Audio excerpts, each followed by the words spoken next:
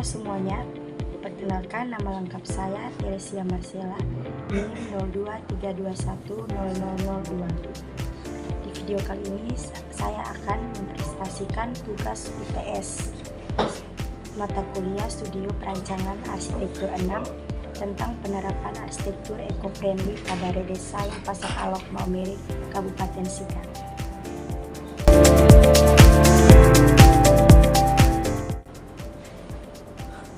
Untuk latar belakang, di sini saya mengambil sumber dari Peraturan Presiden Republik Indonesia Nomor 112 Tahun 2007, yaitu tentang pasar tradisional merupakan pasar yang dibangun maupun dikelola oleh pemerintah, baik pemerintah daerah atau swasta, badan usaha milik negara, dan badan usaha milik daerah. Kemudian pengertian pasar menurut Peraturan Menteri Dalam Negeri Nomor 42 Tahun 2007, yaitu tempat untuk bertemunya penjual dan pembeli yang melakukan transaksi sebagai sarana interaksi sosial budaya masyarakat dan sebagai pengembangan ekonomi masyarakat. Pada latar belakang ini saya memuat penjelasan mengenai alasan mengapa saya memilih lokasi Pasar Alok sebagai tugas penelitian saya. Jadi alasannya dilihat dari permasalahan pasar itu sendiri, itu dari kondisi sirkulasi dan penyalahgunaan badan jalan untuk dijadikan sebagai parkiran kendaraan Pasar Alok, kemudian kondisi pasar yang kumuh serta sistem utilitas drainase pasar yang tidak terawat. Kondisi bangunan Pasar Alok Maumere itu dilihat dari kesan visualnya, itu bangunannya yang menggunakan material semi permanen. Kemudian masalah yang berikutnya, penjoningan atau penataan berdasarkan jenis barang dagangan yang tidak diatur dengan baik, dan juga kondisi koridor yang sempit. Pengertian dari redesain itu sendiri, beberapa pengertian dari beberapa sumber mengenai redesain seperti yang ditampilkan pada gambar berikut. Dari gambar penjelasan pengertian redesain menurut beberapa para ahli, dapat disimpulkan bahwa redesain merupakan proses perencanaan dan perancangan ulang melakukan suatu perubahan pada struktur dan fungsi dari suatu benda, bangunan maupun sistem untuk manfaat yang lebih baik dari desain sebelumnya. Adapun prinsip eco-friendly arsitektur yang dapat diterapkan, pertama, mengupayakan terpeliharanya sumber daya alam dan mengurangi dampak yang lebih parah dari pemanasan global melalui pemahaman perilaku alam, mengelola tanah, air, dan udara untuk menjamin kelestarian ekosistem melalui sikap ramah terhadap alam dengan pemikiran secara holistik dan kontekstual. 3. Perancangan dilakukan secara teknis dan ilmiah untuk menciptakan kenyamanan bagi penghuni secara fisik, sosial, ekonomi melalui sistem dalam bangunan. 4. Pembangunan sistem pasif atau alamiah yang selaras dengan iklim setempat. Yang kelima, penggunaan material yang ekologis setempat sesuai iklim, menggunakan energi yang hemat mulai pengambilan dari alam sampai pada penggunaan pada bangunan dan kemungkinan daur ulang. Dan yang keenam, meminimalkan dampak negatif pada alam seperti limbah dan meningkatkan penyerapan gas buang dengan menggunakan teknologi yang baru. Dari sekian prinsip eco-friendly arsitektur yang ada, dapat disimpulkan bahwa perilaku atau produk yang eco-friendly itu bersifat perilaku atau produk yang ramah lingkungan. Eco-friendly mempertimbangkan dampak terhadap alam dalam setiap tindakan dan keputusan yang kita buat, melalui dari cara kita menggunakan sumber daya, mengelola sampah, hingga memilih produk yang kita konsumsi. Semuanya berkontribusi pada upaya berkelanjutan. Berikut penerapan konsep eco-friendly yang dapat saya terapkan pada rancangan redesain Pasar Alok Maumere nantinya.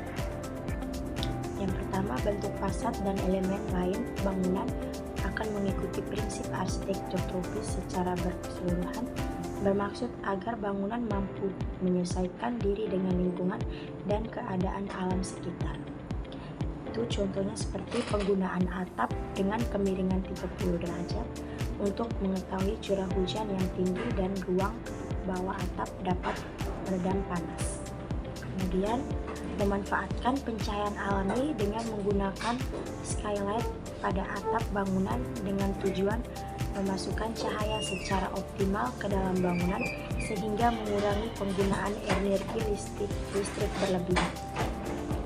Yang ketiga, menggunakan pasar akan mengoptimalkan penghawaan alami dengan menggunakan konsep cross ventilation atau ventilation silang. Contoh penerapan yang kedua, penggunaan sistem pemanfaatan air hujan di mana nantinya terdapat sebuah tangki air yang dihidupkan di bawah permukaan tanah untuk menampung air hujan yang berasal dari talang atap bangunan atau bangunan. Sebagai fungsi sebagai penampung air hujan untuk air baku dan resapan air, membantu menyediakan pasokan air terutama pada musim kemarau, mereduksi pemasangan air hujan, genangan air hujan di kawasan hingga 48%, dan mendukung pelestarian air tanah dan manajemen air hujan di lingkungan pemukiman. Penerapan yang berikutnya, bagian atap dan daerah yang terkena sinar matahari paling dominan ditempatkan panel surya yang berfungsi sebagai pemasok sumber energi utama pada pasar, yakni dengan mengubah energi panas matahari menjadi sumber energi listrik. Kemudian yang keempat, penggunaan material yang ekologis setempat sesuai iklim dan menggunakan energi yang hemat mulai dari pengambilan dan penerapannya pada bangunan. Contoh penggunaan material yang ekologis yang pertama itu kayu seumantok.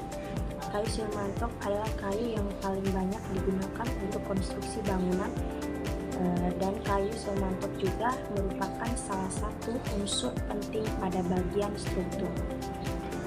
Kemudian material bambu itu merupakan salah satu material yang ramah lingkungan dan mudah ditemui di kawasan Asia termasuk di Indonesia. Penggunaan bambu pada bangunan pasar akan berfokus dalam interior atau eksterior bangunan seperti sebagai furniture, dekorasi fasad, dekorasi sekat ruangan, dekorasi dinding, dan juga dekorasi untuk tanah. Penggunaan material batu alam. Batuan yang berasal dari alam.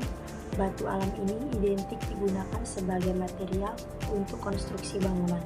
Fungsinya untuk memberikan kesan alami serta tampilannya yang dekoratif, menjadikan alasan penggunaan material batu alam pada bangunan pasar tradisional.